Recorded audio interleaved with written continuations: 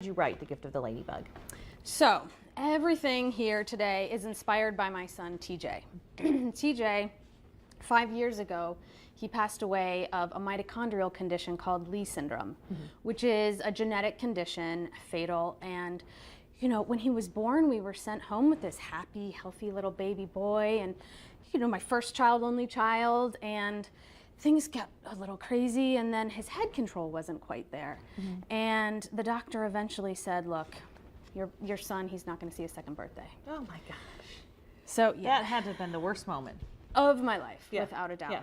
So that's what happened. But the thing is, though, this is why I'm really here and why I'm inspired, is that TJ, although he was in this he had this fatal disease, he had shots and spinal taps, I mean, you name it, Everything. surgeries. And through all of this, he lived this like happy, joyous, like amazing, peaceful life. And it was just, as a mom, it was extraordinary to watch this and think, oh my gosh, it doesn't matter what you have going in your life. You can still be happy and you can still be at peace. And that is what inspired everything in my life. So there was a lesson that he taught you to Yes. start.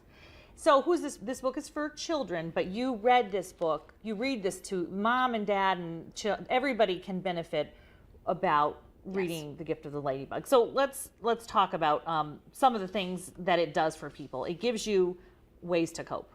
Right. It gives you ways to cope. It really changes the conversation from what is wrong to what is right.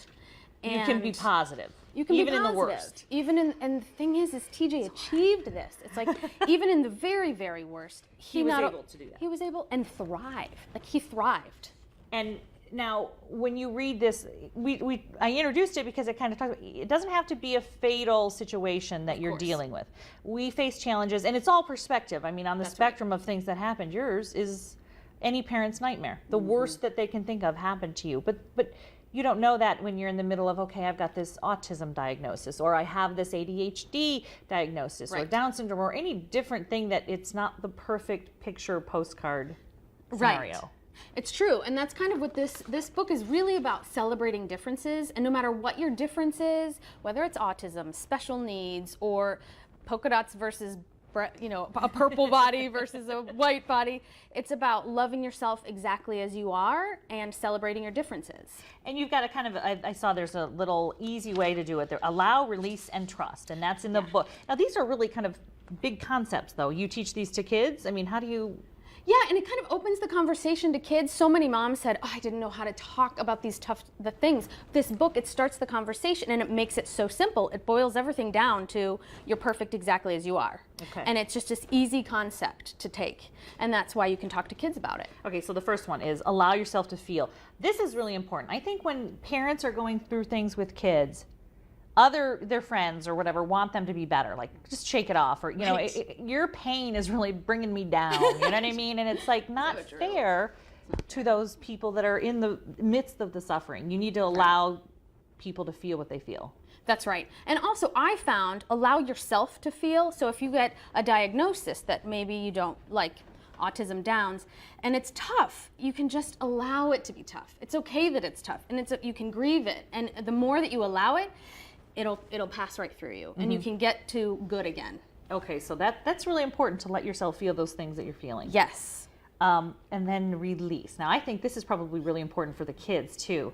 What is the release part of it, of your, advice? So to release, really, so once you allow your feelings, let them go. So for kids and adults, I mean, any kind of activity, running, screaming into a pillow if you're angry, or crying, allow yourself to cry and somehow get it out of your body. You can talk it out, you can write it out, draw pictures, journal. There's all kinds of ways to just get whatever emotions you're feeling out of your body, and it literally heals you from within.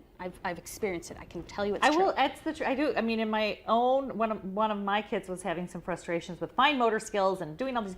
He'd get his paper back and we'd look at it, and he'd either be happy or not happy about whatever the grade was. But then if he was mad, he's like, "Can I rip it up?" I'm like, "You can rip it up. It's okay." We went. You were just with this one, and one of the teachers said, well, maybe that shows him you don't value it. And I said, no, it shows him it's a chance now to, all right, I made it through this writing the letter S 100 times, but now I just don't want to look at this anymore. And so for us, it was what worked. It was a release of that frustration. I made it through this project, but now I'd like to smash it against the wall. And that's healthy. I think it's great. Okay, good. That's good, because like I said, me and this teacher were like, I'm like, I do care, but he wants to rip it up. Yeah. Then trust. I think that this is hard, one of the harder ones to trust. Who has to trust who? How do you build trust? What's the deal with trust? I think this is the hardest one Yeah. too. And this is the thing that TJ taught me most. Trust. And really what it is trust yourself that you have what it takes to get through whatever you're going through. So trust yourself. You can do this. You can get through it. You might not think you can, but you can. And also trust that for some reason, this is here to serve you. And you will be okay. You will be okay. So it's like trusting yourself, trusting the universe, trusting God, whatever it is that you need to cling on to. Just trust that you're going to be okay, because you really are. And so it's been, is it 2 years, did you say? It's actually been 5 years. 5 years. 2 years since the book came out. Right, Okay. exactly. And what's the difference between then and now for you? Well, I'll say I did this allow, release, and trust thing with myself over and over and over, and I have to say I've literally healed from the inside out, and I can feel it. I think it's time, work, and doing these kinds of techniques, really just allowing yourself to be you, but then also allowing yourself to move forward. So let's talk about truth. First of all, the book is thegiftoftheladybug.org is the site. So Yes. if you want to get a hold of the book, that's the way to go, right? Yes, thank you. Or Amazon. Or Amazon, that's easy to remember. But then the next part of your journey is what you're doing now. And when you mentioned work, this is really a philanthropic thing that you're doing. That's right. You're helping other people. But then you also have to, I think part of it is there has to be something that for you that is enjoyable, that you have goals and you have exciting things down the road. And so talk about, you have a blog also, and you're an editor, a food editor, and so that's sort of another nice thing for our show, but that's where you wound up finding your new purpose. It's right. Basically, after TJ passed away, my husband and I said, okay, after that, anything goes. So what in the world do you want to do? And Right. we asked ourselves this, anything, what do you want to do? And I love food. I've loved food my whole life. I had a food business in Chicago for 3 years, and I came back to food, and I thought, I love food television, food writing, food journalism, and so I got back to that. And my husband, Troy, wanted photography. So we thought, okay, you know what? If we could do anything in the world, what would it be? Well, we would eat our way through northern Italy. Right? Duh. Sure. And so, we just did it. And so we literally, for 10 weeks, we worked our way through northern Italy, and we harvested olives, and we made cheese, stinky cheese in caves. Wow. And we just had an absolute ball. And that was one way that we found healing and strength to move forward and find our passions. Well, and you are of the perspective too that there isn't tomorrow, there is just today. Right? Yes. So you did it. You grabbed onto it and you continue to do so. That's right. Just go. You can do it. You can do it. What's the name of your blog?